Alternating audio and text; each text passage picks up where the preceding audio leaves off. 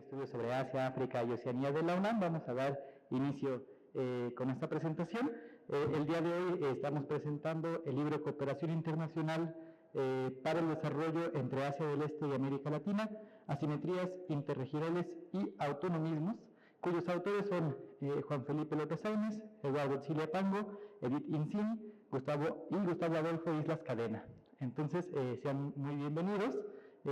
Aprovechemos que tenemos por aquí a uno de los autores del libro. Entonces, bueno, demos inicio en ese sentido a esta presentación y le cedo la palabra al doctor Juan Felipe López Sáenz, investigador titular del Centro Regional de Investigaciones Multidisciplinarias. Adelante, por favor. Muchas gracias, Rodrigo. Muchísimas gracias por tomarse el tiempo de estar aquí con nosotros y escuchar pues, de qué va este libro. Pero antes quiero agradecer a mis colegas que van a hacer algún comentario y sobre todo por haber leído la obra que es bastante extensa, muy detallada, muy rica y bueno, ellos hicieron este esfuerzo también.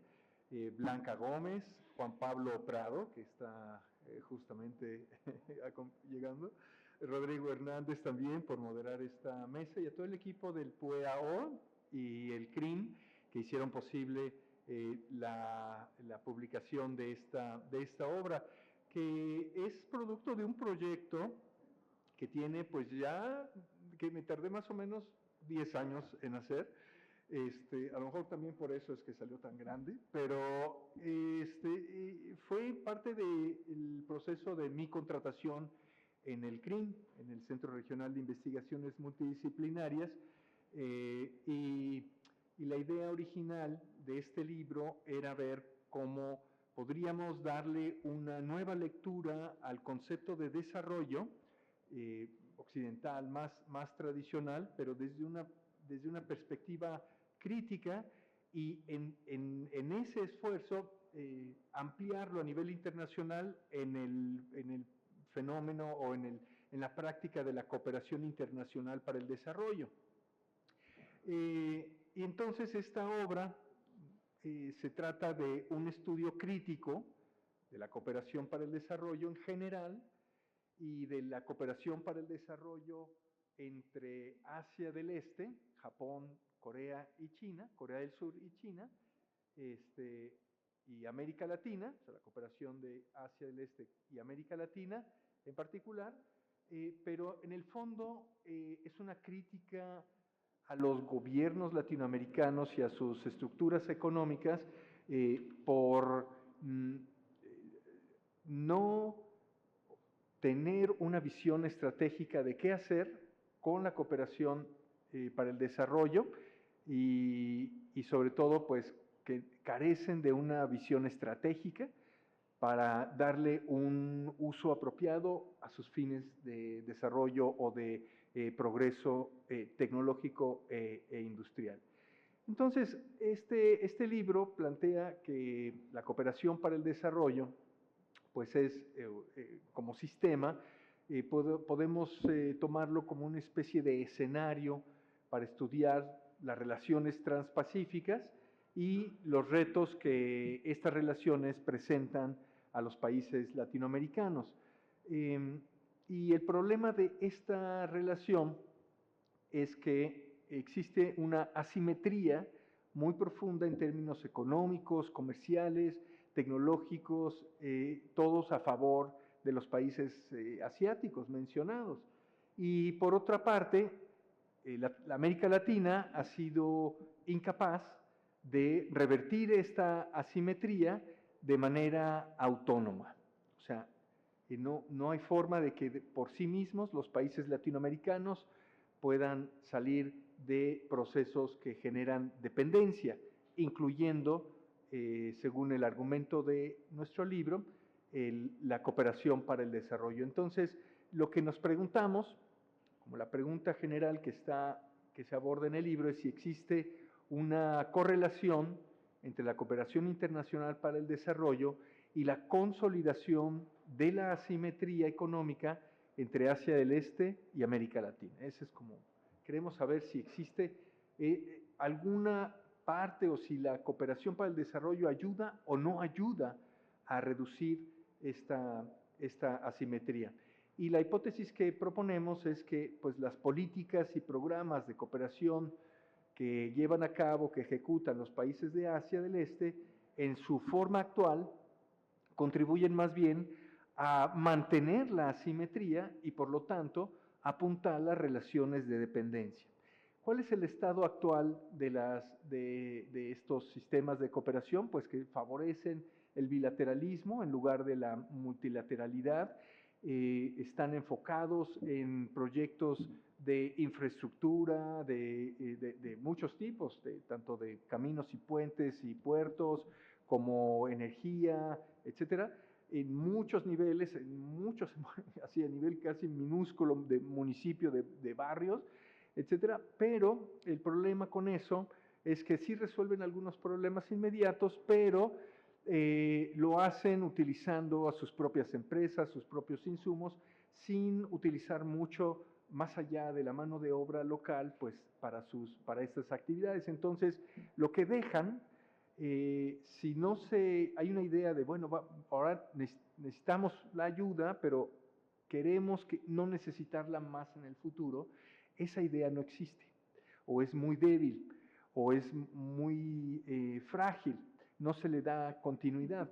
Así que en la forma de actuar de estos países, pues eso no ayuda a formar capacidades en diferentes niveles de los países latinoamericanos.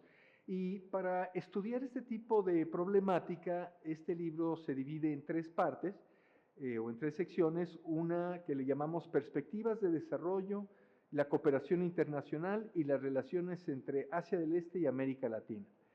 En esta sección consta de 4 capítulos y lo que hacen es una revisión teórico-conceptual sobre el desarrollo desde una perspectiva crítica, sobre todo de este enfoque del postdesarrollo.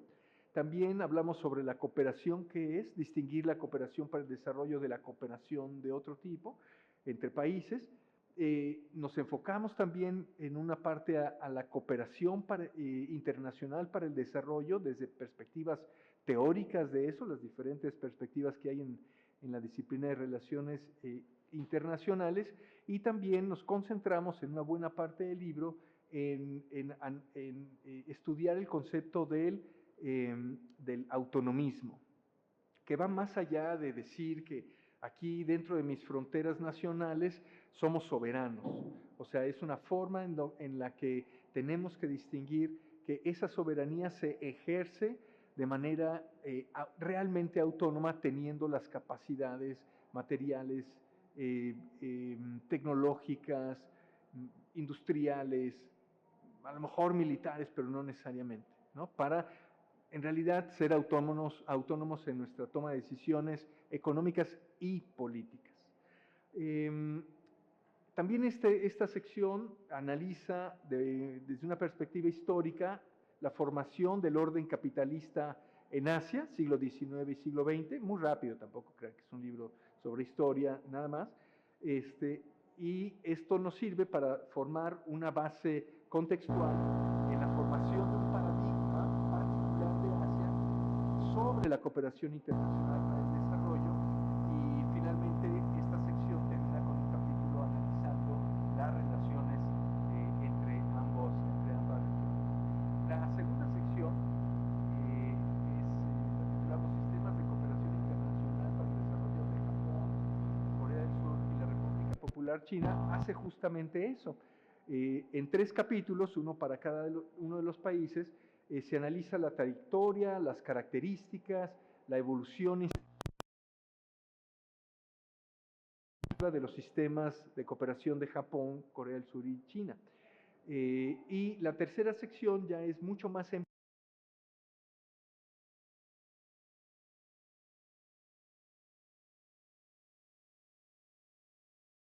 proyectos y programas de cooperación para el desarrollo de estos países en varios países de América Latina, para ver qué es lo que están haciendo y ver si se refleja nuestro argumento de que en realidad no están aportando soluciones de largo plazo, sino que solo resuelven problemas inmediatos sin generar capacidades locales.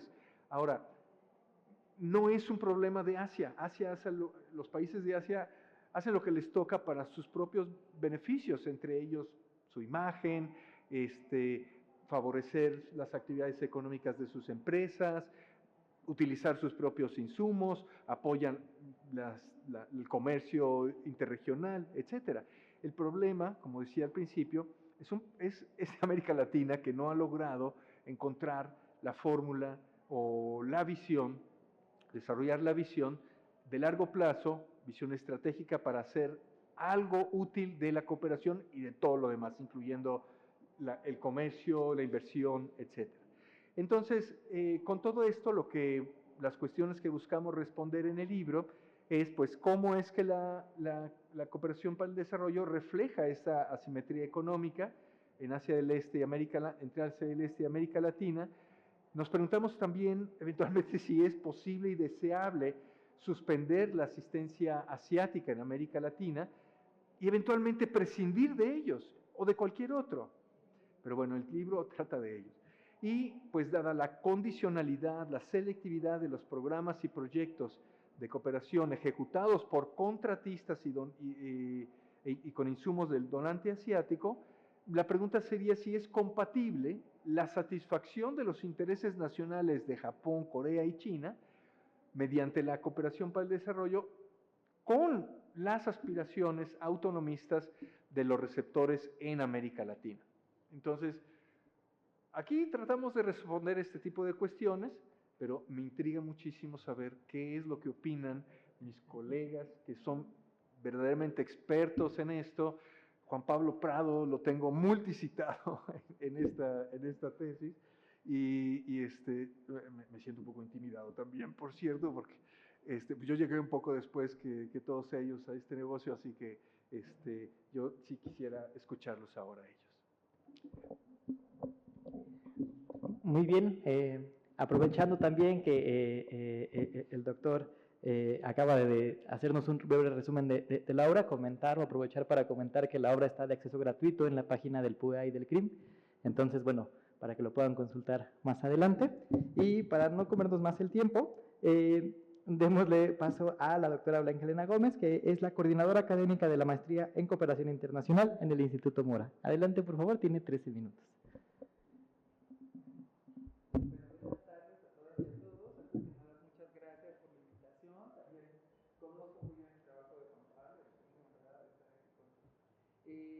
Bueno, contarles que esta visión de la cooperación creo que es relevante en el sentido en el que si no conocemos cómo funciona y no hacemos esta revisión histórica de cómo ha funcionado como una herramienta de política exterior para los donantes, no vamos a comprender de dónde vienen las disfunciones y también cuál es la potencialidad que podríamos aprovechar de ella. A mí me gustaría recuperar algunos aspectos del libro para poderlos poner sobre la mesa y discutir. Yo creo que el elemento central de este libro, que es una gran aportación en el sentido de que nos ayuda a hacer una síntesis de todo el pensamiento que se ha desarrollado sobre cuando estamos haciendo una referencia a desarrollo, a qué desarrollo nos estamos refiriendo, dónde están las raíces de esa idea de la modernización y la industrialización equiparada con el concepto de desarrollo y después cómo se ha vinculado la cooperación internacional a él. Y bueno, pues encontramos transversalmente en el libro esta afirmación de que la cooperación internacional para el desarrollo funciona como un instrumento de inserción subordinada en el sistema capitalista global y más que como un mecanismo real de emancipación. Y a partir de eso nosotros podemos encontrar tres pilares estratégicos, ¿no? Donde se va construyendo el argumento. El primero, pues, es esta idea de que la cooperación internacional para el desarrollo es un instrumento político que no es neutral, que refleja, sin lugar a dudas, los intereses de los donantes, que modifica o reproduce las relaciones de poder, ¿no? De los estados, y que al final pues sirve también para generar influencia. Aquí justo es esta densidad, ¿no?, de la teoría de la dependencia, de estas visiones desde la economía internacional, política crítica y sobre todo la visión del posdesarrollo, donde se nos explica pues cómo esta idea de desarrollo ha encontrado esta reproducción y también se ha convertido en un espacio de disputa, ¿no?, entre los poderes. Después, otro pilar pues es reconocer que existe una asimetría estructural entre Asia del Este y América Latina. En primer lugar, pues en diferencias que están relacionadas, diferencias que están relacionadas con la capacidad tecnológica, con el nivel industrial, con la organización empresarial y también pues con el tipo de cooperación que despliega. Y el tercer pilar pues es que la cooperación, por lo menos desde esta visión occidental y como se ha reproducido en el tiempo, refuerza la dependencia entre los estados en lugar de eliminarla, ¿no? Porque lo que podemos observar pues es que en esta documentación que se hace de los casos específicos de China, Japón y Corea del Sur, podemos encontrar técnicamente lo mismo que los donantes occidentales, que los proyectos son financiados, diseñados y ejecutados por empresas asiáticas, ¿no?, o incluso bajo los intereses y los conceptos específicos de Asia, incluso utilizando la propia tecnología asiática. Entonces, evidentemente estas dinámicas lo que propician es limitar la transferencia tecnológica, limitar también el desarrollo de capacidades reales locales y, por lo tanto, la formación de esta autonomía productiva, que justo es uno de los conceptos más relevantes del libro.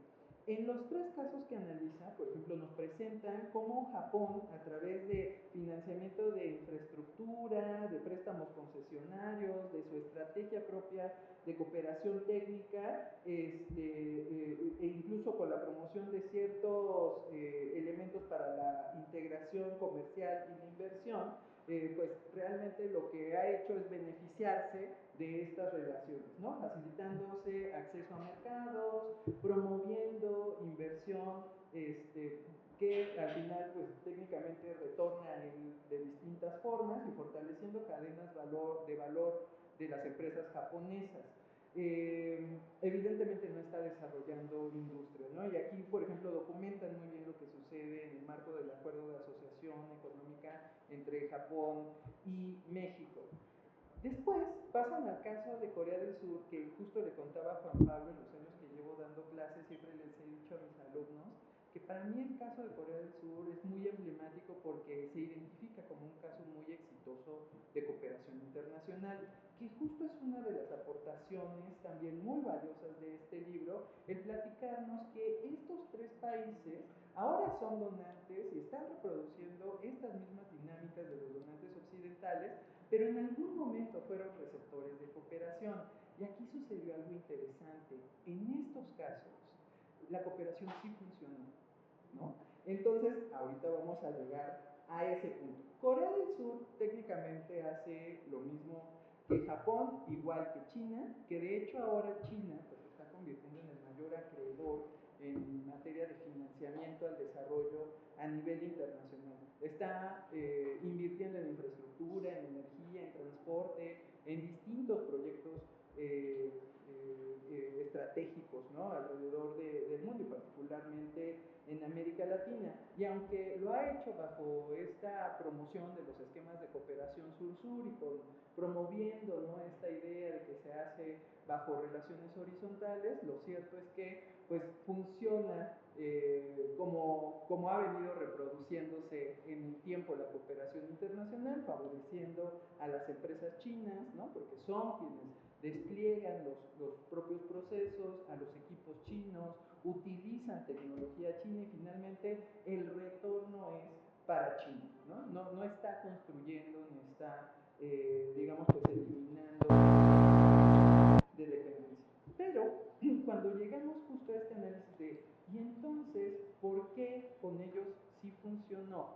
Viene una parte muy interesante, ¿no? Y es que en el momento en el que ellos fueron receptores de cooperación, ellos controlaron su política industrial, cosa que no está pasando en América Latina. Tenían una visión muy estratégica de cuáles eran los objetivos que querían alcanzar. Tenían también esta visión muy estratégica de qué tipo de capacidades querían desarrollar. Y en ese sentido, el diseño de una estrategia nacional que estaba orientada a cumplir con este plan estratégico nacional, de tal forma que la cooperación internacional que recibieron funcionó como un complemento a esta estrategia que ellos habían diseñado. Y eso es algo que no pasa en América. Entonces, aquí, si bien creo que esta conclusión es muy poderosa, la cooperación internacional no es intrínsecamente mala como tal, ¿no? Sino realmente no está generando autonomía porque los estados no estamos haciendo nuestra labor de definir qué desarrollo queremos. Entonces, al final, claro que están marcando rutas, que están fijando horizontes, de cara a que nosotros no tenemos claro hacia dónde queremos ir. Y yo creo que esto nos devuelve a algo central, que es, tenemos que poner sobre la mesa qué desarrollo queremos, ¿no? ¿A quién nos estamos refiriendo por desarrollo? Y por ahí yo recordaba, por ejemplo, estos casos de otros estados, como Bután, ¿no? Que ha decidido no medir el desarrollo como tal, sino la felicidad de su población. Bueno, eso nos llevaría, por ejemplo, a evaluar pues, qué tanto estamos satisfaciendo los derechos humanos de nuestra población, ¿no? Y evidentemente pues, es una exigencia muy dura para los estados que se ponen esa meta, porque debemos llegar, digamos, pues, a satisfacer eso. Entonces, bueno, yo te felicito y felicito a todos los autores, porque yo creo que justo la contribución es, no nos quedemos solo con la narrativa de que la cooperación es mala, ¿no? Sino más bien, ¿qué necesitamos hacer para que sí sea un instrumento de política exterior que funcione en favor de la estrategia y de lo que nosotros estamos buscando? Y bueno, pues muchísimas gracias. Muchísimas gracias, doctora Blanquilena Gómez. Y pasamos con el doctor Juan Pablo Prado, que es profesor e investigador titular de la Benemérita Universidad Autónoma de Puebla. Muchas gracias y saludo a los asistentes, ¿qué tal? Buenas tardes en esta tarde calurosa en Ciudad de México y el Palacio, un día caluroso. Me encanta estar aquí. En una de mis primeras conferencias hace mucho tiempo con el doctor Ustana, también experto en cooperación, citado en el libro. Y bueno, pues me gusta siempre volver a mi casa académica, que es la UNAM, mi alma mater.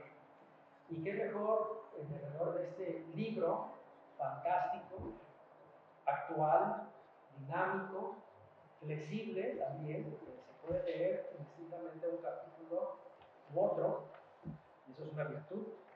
Y bueno, qué mejor que en el marco de este libro sobre cooperación internacional para el desarrollo entre Asia del Este, el centro del mundo, el centro del planeta y América Latina.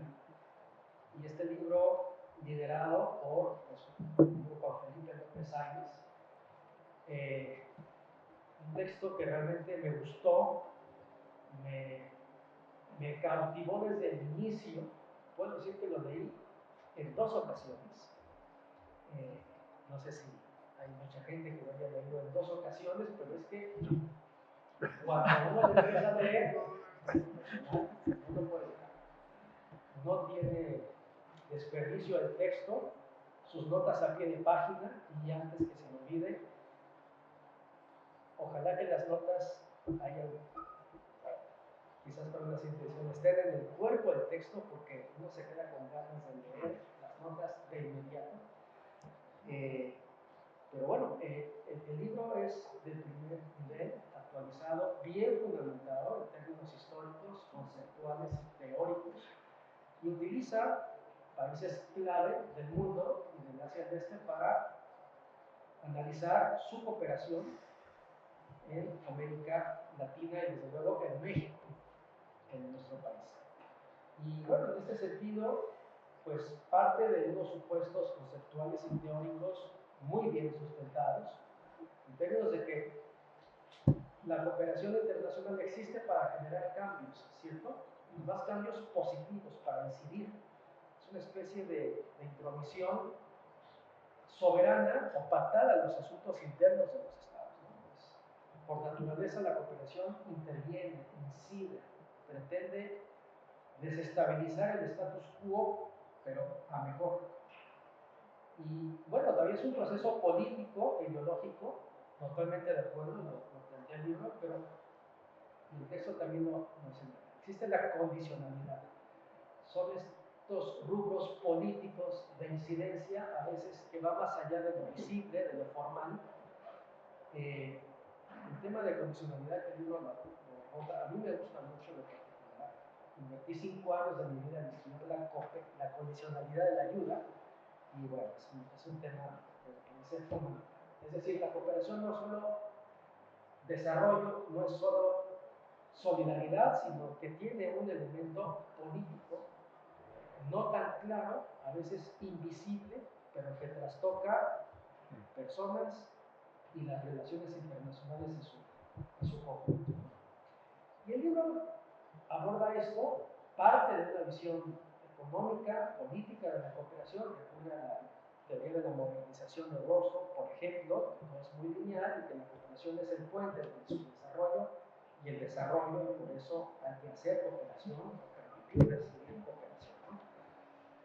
Y el libro aborda también las críticas a esa visión muy plana, muy horizontal, muy del norte en términos de desarrollo y la cooperación, recurre a las teorías del post-desarrollo, critica, es una teoría más crítica o revisionista. Pero bueno, el texto cae en un elemento clave que es fundamental, y el libro es muy coherente respecto a este planteamiento, ¿no? La cooperación es la reproducción de la teoría clásica, básicamente el desarrollo, desde la perspectiva norte-sur e incluso en las relaciones sur-sur, en la cooperación sur-sur. Y esto se refleja en la cooperación del este de Asia con América Latina y el Caribe, replicados. El sentido económico y político de la cooperación, en el sentido de no ser necesariamente solo un instrumento de desarrollo y de solidaridad. Hace unos años Joseph Krasner, teórico liberal institucional de las relaciones internacionales, en un texto fantástico estableció que alrededor del 90% de la ayuda al desarrollo se asigna con base en la teoría de la modernización y en la teoría de la capacidad institucional. Crecimiento económico por etapas y construir instituciones públicas a favor del desarrollo. Son teorías, una cincuentera y otra ochentera. Y para las personas más jóvenes que están aquí, teorías no muy actuales. Y Krasner dice que la cooperación actual se basa en estos dos postulados teóricos: aumentar el crecimiento económico y reforzar instituciones. El 90% de toda la cooperación se sustenta en esa visión teórica, en estas dos visiones teóricas, pero que son, al fin y al cabo, compatibles y que marcan la pauta de la cooperación al desarrollo general y global. Es decir, con base en teorías positivistas clásicas, no del todo realistas. Y en este sentido, el libro permite identificar que la cooperación entre el este de Asia y América Latina justamente se basa en estos dos viejos postulados teóricos. Nada nuevo, en realidad, a pesar del paso de los años. Hay una cita del texto que me gusta mucho, dice: a fin de cuentas, el sistema de cooperación internacional para el desarrollo refleja la arbitrariedad resultante de la diversidad de intereses y preferencias en el sistema económico internacional. Y eso lo voy a citar. Es fantástico ese planteamiento. Y por lo tanto, parte del supuesto teórico y lo fundamenta y coincide con ello en las conclusiones de forma muy clara y explícita. El libro es coherente desde el inicio y el final, respeta mucho sus postulados teóricos, su planteamiento general, la hipótesis, la cual se sustenta y se de las conclusiones, en términos de que la cooperación, en lugar de incentivar cambios profundos de cambio, ¿cierto? En este caso, incentiva, como plantea como el status quo, que las cosas no cambien. Ustedes dirán, entonces, de nuevo entonces, la cooperación es una contradicción, porque, por un lado, plantea cambios profundos, de forma o de fondo, que sea, está bien en estos tiempos, ¿verdad? Pero en realidad, la cooperación es un instrumento para mantener el status quo y peor todavía, plantea mantener o quizás profundizar las asimetrías. Entonces el libro es analítico, es crítico, pero con sustento respecto a la cooperación internacional. Y los autores o coautores se dedican a fundamentar este planteamiento que me parece fundamental y pertinente. Y en efecto, por ejemplo, recurre a Japón, cómo Japón se trasladó de ser un perdedor de la Segunda Guerra Mundial, ¿cierto?, a ser un receptor de cooperación, sobre todo de Estados Unidos. Efectivamente, Japón supo utilizar esa ayuda externa de forma inteligente. También Estados Unidos asignó apoyos de forma no vertical, asistencialista, no se dedicó a repartir dinero, como lo que hace México ahora con su cooperación, entre comillas, a Centroamérica, dar dinero para evitar migración, eso no es cooperación, es asistencialismo clásico cincuentero. Bueno, pues también Estados Unidos fue inteligente porque no recurrió a esos procesos, sino sí su cooperación inyectó impulso al renacimiento japonés. Y después Japón pasó a hacer cooperación sur-sur entre iguales, países en desarrollo, con países vecinos, a quien Japón había intervenido previamente. Eso fue una carta de representación, es decir, me vuelvo a presentar contigo ahora como socio del desarrollo. Después Japón se convierte en un donante clásico, país desarrollado, no occidental, pero sí, digamos, desarrollado en el edificio institucional de la cooperación, ¿no?, miembro del Comité de Ayuda al Desarrollo. Y hoy en día Japón, desde luego, hace cooperación con América Latina, en general con México, como un instrumento de política exterior, por solidaridad, no solo como un acto solidario, a veces se pinta la solidaridad, está bien, es un acto per se solidario. Yo me acuerdo, volviendo aquí al tema de la UNAM, cuando estudiaba idiomas en el CELE, yo veía equipos Sony, japoneses, y curioso Sony, cada uno mira la placa, la fundación, ya entraba la agencia de cooperación japonesa, dona este laboratorio a favor de las sinergias entre los dos países, y los equipos son, forzosamente son, y el libro explica esto, digamos, a profundidad, porque son en la UNAM, en el CEDE, para estudiar idiomas, pues es publicidad japonesa y ayuda japonesa a favor de la inserción japonesa en ese país, como ocurre en otros países. Japón es fuerte en términos de ayuda acá, ¿no? Corea efectivamente replica ese esquema y China, por curioso que suene, no capitalista formalmente, replica en esencia esos sistemas, sobre todo con financiamiento externo. Se dice aquí que quizás hasta sea posible decir que China es un donador en desarrollo, no están de acuerdo, es un oferente emergente y creciente que quiere crear su sistema global de cooperación internacional con sus normas, sus reglas, no democracia, no derechos humanos. Cuando voy a ciertos países en Centroamérica me sorprendo con la infraestructura que hace China, increíble, como una forma de posicionarse, ¿no? Eso será cooperación sur-sur, yo lo dudo, ¿no? Es un tipo especial de cooperación sur-sur, muy visible, de alto impacto, incluso emocional, y es política exterior vuelta infraestructura, que se llama cooperación.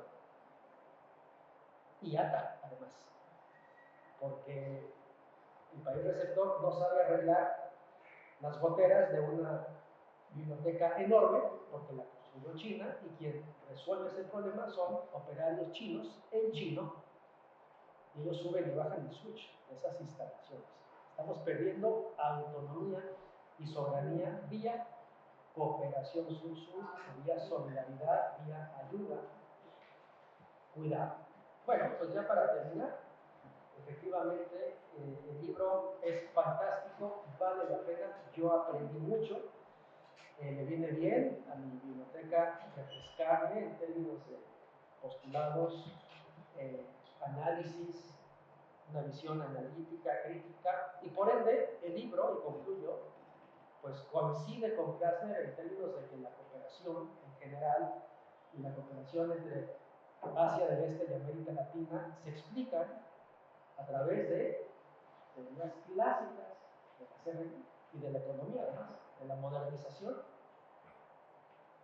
y de la construcción institucional o el reforzamiento institucional. ¿Qué tan nueva es la cooperación en un mundo distinto donde hay que renovarse, hay que actualizarse y en donde hay fuerzas anticooperación? Quizás este libro genere o incentive a que México, América Latina y Asia del Este renueven esquemas de colaboración y no se estanquen para que la cooperación deje de generar asimetrías e incentive procesos de desarrollo bajo el liderazgo del país referente, desde luego, para que la cooperación en efecto sea un trigger, un activador complementario, pero activo, vibrante del desarrollo. Y aquí Asia, Pacífico, que es el centro del mundo, efectivamente, es un socio clave y nos compete a nosotros establecer también reglas del juego para que haya una cooperación más horizontal e incluyente.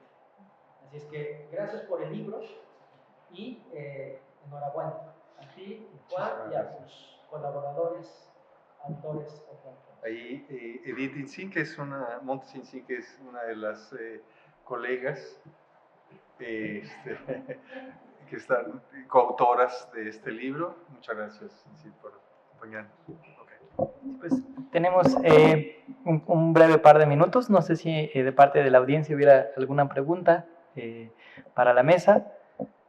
Mi pregunta es, México, con su criterio económico y sus investigaciones, ¿hacia dónde nos perfilamos con esta influencia ahorita en América Latina y sobre todo en México de ese gobierno, ¿no? Como dices, es existencialista, no está generando que la gente genere empleo en el sentido de proponer, ¿no? Nada más de recibir programas sociales.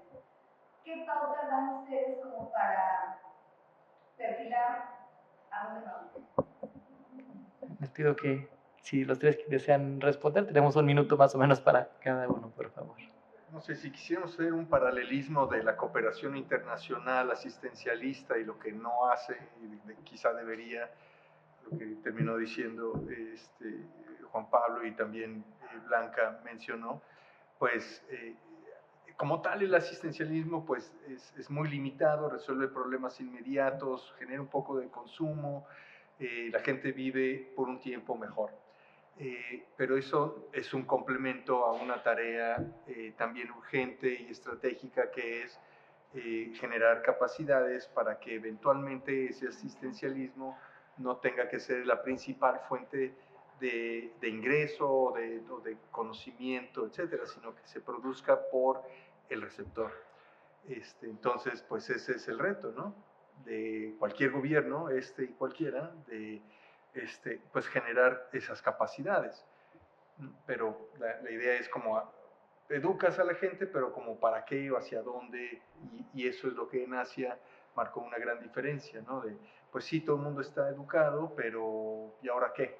Pues hay todo un proceso que acompaña la educación industrial, científico, tecnológico, de investigación, etc. Entonces, si vemos que este gobierno o cualquier otro local, nacional, además de la asistencia, provee o contribuye a mejorar las condiciones educativas con un plan de largo plazo, desarrollar científicos y buenos ingenieros o ingenieras, bueno, quizá estamos bien, no está mal el asistencialismo porque es gente que de todas formas no va a poder hacerlo de otra manera, no va a poder salir del hoyo que alguien cavó por ellos y están atrapados y no es su culpa.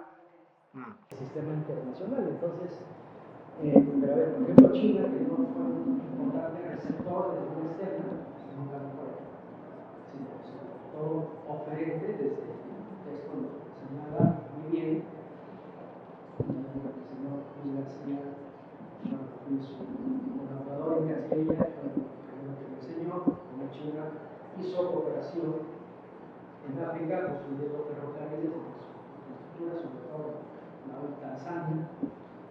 Pues ¿para qué? Para generar vías de comunicación a fin de extraer bienes y que estas economías de enclave enviaran sus productos a China. China se sigue beneficiando de eso y China continúa haciendo eso a través de varios sistemas. Todo el tiempo de hablar sobre la cooperación china, que es fantástico, capítulo muy actual, brillante, a veces preocupante, pero fundamental para entender la cooperación del día de hoy. Muy bien. Pues hemos agotado el tiempo de nuestra sesión. Entonces, bueno, de nuevo agradecerles por estar por acá, agradecerle a nuestros ponentes, a los autores que se encuentran aquí también en sala. Muchas felicidades. Gracias.